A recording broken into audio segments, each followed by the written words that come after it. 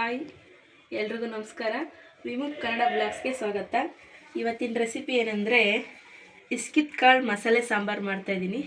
ಬನ್ನಿ ಇದಕ್ಕೆ ಏನೇನು ಬೇಕಾಗಿರೋ ಐಟಮ್ಸ್ ನೋಡ್ಕೊಬರೋಣ.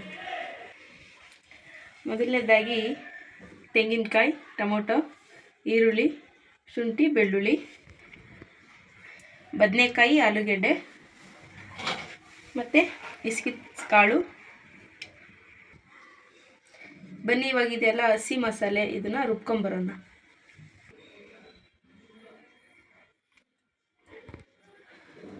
ಟೊಮೊಟೊ 2 ತೊಗೊಂಡಿದ್ದೀನಿ, ಪೇಸ್ಟ್ ಮಾಡ್ಕೊಳ್ಳೋಣ. ಹಸಿದೇ ಪೇಸ್ಟ್ ಮಾಡ್ಕೊಳ್ಳೋಣ. ಚಿಕ್ಕದ ಈರುಳ್ಳಿ ನಾನು 3 ತೊಗೊಂಡಿದ್ದೀನಿ, ನೀವು 2 ತೊಗೊಂಡ್ರೂ ನಡೀತದೆ.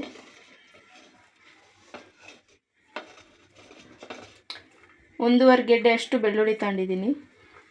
ಚಿಕ್ಕದಾಗಿ ಶುಂಠಿ ತಗೊಂಡಿದ್ದೀನಿ. ಇದು ಆಪ್ಷನ್, ಬೇಕಂದರೆ ಹಾಕೋಬೋದು, ಬೇಡ ಅಂದರೆ ಬಿಡ್ಬೋದು. ಇದು ಒಂದು ಕಾಯಲ್ಲಿ 1/4 ಭಾಗ ತಗೊಂಡಿದ್ದೀನಿ ನಾನು.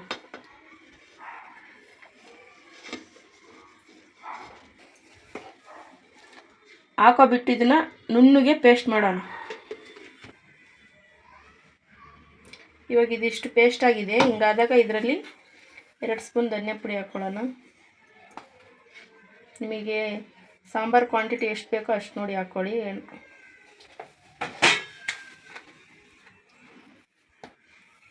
1.5 ಸ್ಪೂನ್ ಖಾರ ಹಾಕ್ತಿದ್ದೀನಿ.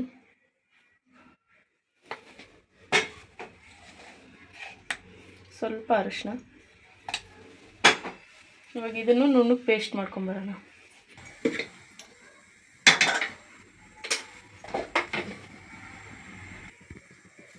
ಕುಕ್ಕರ್ ಬಿಸಿಯಾಗಿದೆ. ಒಂದು 3 ಸ್ಪೂನ್ ಎಣ್ಣೆ ಹಾಕ್ಕೊಳ್ಳೋಣ. ಮಸಾಲ ಸಾಂಬಾರು ಮಾಡೋದ್ರಿಂದ ಎಣ್ಣೆ ಜಾಸ್ತಿ ಹಾಕಿದ್ರೆ ಚೆನ್ನಾಗಿರುತ್ತೆ.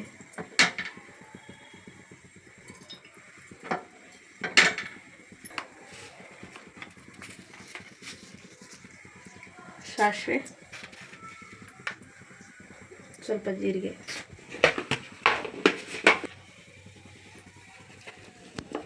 ಸಣ್ಣದಾಗಿ ಹಚ್ಚಿಟ್ಕೊಂಡ್ರೆ ಈರುಳ್ಳಿ,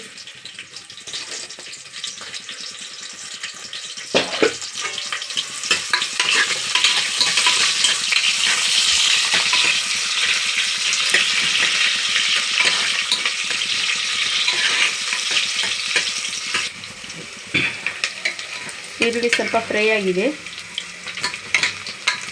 ಇವಾಗ ಇದಕ್ಕೆ ರುಬ್ಬಿರೋ ಮಸಾಲೆ ಹಾಕೊಳ್ಳೋಣ.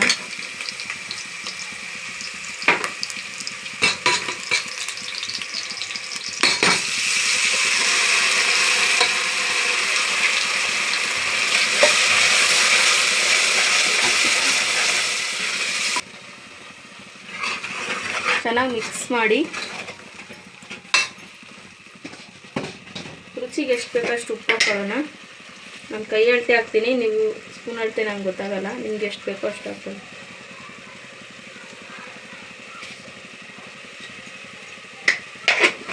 ಮಿಕ್ಸ್ ಮಾಡಿ ಹಸಿ ವಾಸನೆ ಹೋಗೋವರೆಗೂ 2 ನಿಮಿಷ ಬಿಡಿ.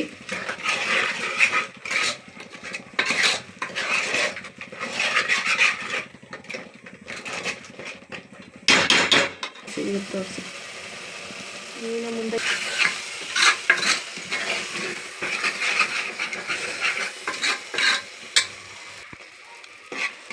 ಇವಾಗ ಇದಕ್ಕೆ ತರಕಾರಿ ಹಾಕ್ಕೊಳ್ಳೋಣ.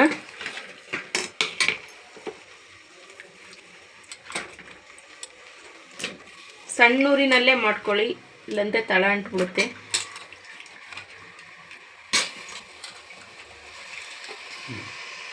ಕಾಳು ಚೆನ್ನಾಗಿ ತೊಳೆದಿಟ್ಕೊಂಡಿದ್ದೀನಿ.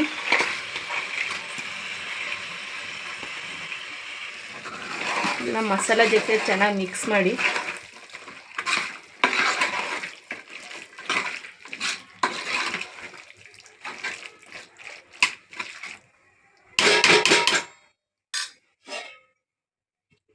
ಒಂದು ನಿಮಿಷ ಬಿಡೋಣ, ಜಾಸ್ತಿ ಬೇಡ. ಇವಾಗ ಇದಕ್ಕೆ ಎಷ್ಟು ನೀರು ಬೇಕೋ ಅಷ್ಟು ನೀರು ಹಾಕ್ಕೊಳ್ಳೋಣ.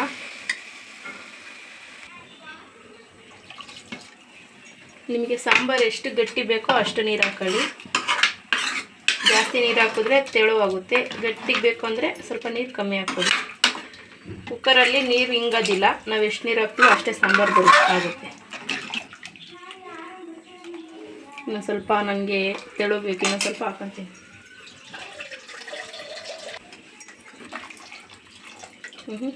ಸಾಕ. ಇಷ್ಟು ಗಟ್ಟಿಗಿದ್ರೆ ಸಾಂಬಾರು ಚೆನ್ನಾಗಿರ್ತೈತೆ. ಇದಕ್ಕಿಂತ ಜಾಸ್ತಿ ತೆಳ್ಳಗಾದರೆ ಸಾಂಬಾರು ಅಷ್ಟು ಟೇಸ್ಟ್ ಇರಲ್ಲ. ಕುಕ್ಕರಲ್ಲಿ ಮಾಡೋದ್ರಿಂದ ಅದು ನೀರು ಹಿಂಗೋದಿಲ್ಲ, ನಾವು ಎಷ್ಟು ನೀರು ಹೋಯ್ತೀವೋ ಅಷ್ಟೇ ಸಾಂಬಾರು ಆಗುತ್ತೆ. ಇವಾಗ ಉಪ್ಪು ಖಾರ ಎಲ್ಲ ಕರೆಕ್ಟ್ ಇದೆಯಾ ಒಂದು ಸ್ವಲ್ಪ ನೋಡ್ಕೊಳ್ಳಿ.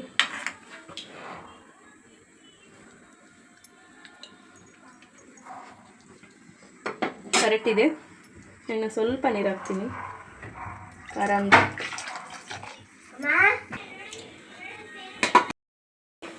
ಕುಕ್ಕರ್ ಕ್ಲೋಸ್ ಮಾಡ್ಕೊಂಡು 2 ವಿಜಿಲ್ ಕೂಗಿಸ್ಕೊಂಡ್ರೆ ಸಾಂಬಾರು ರೆಡಿಯಾಗಿರ್ತದೆ. 2 ವಿಜಿಲ್ ಕೂಗಿದೆ, ಕುಕ್ಕರ್ ಕೂಡ ತಣ್ಣಗಾಗಿದೆ. ಬನ್ನಿ ಓಪನ್ ಮಾಡಿ ನೋಡೋಣ.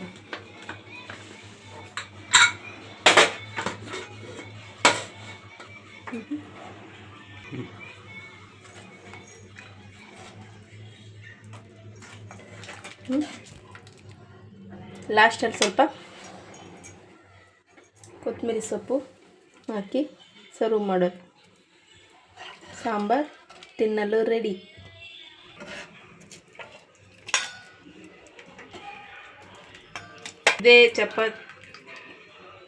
ಮುದ್ದೆ, ಚಪಾತಿ, ವೈಟ್ ರೈಸ್, ಅಕ್ಕಿ ರೊಟ್ಟಿ ಎಲ್ಲದರಲ್ಲೂ ತಿನ್ಬೋದು, ಚೆನ್ನಾಗಿರುತ್ತೆ. ನಾನು ತುಂಬ ಸಿಂಪಲ್ಲಾಗಿ ಮಾಡಿದ್ದೀನಿ, ಜಾಸ್ತಿ ಏನೂ ಮಸಾಲೆ ಹಾಕಿಲ್ಲ.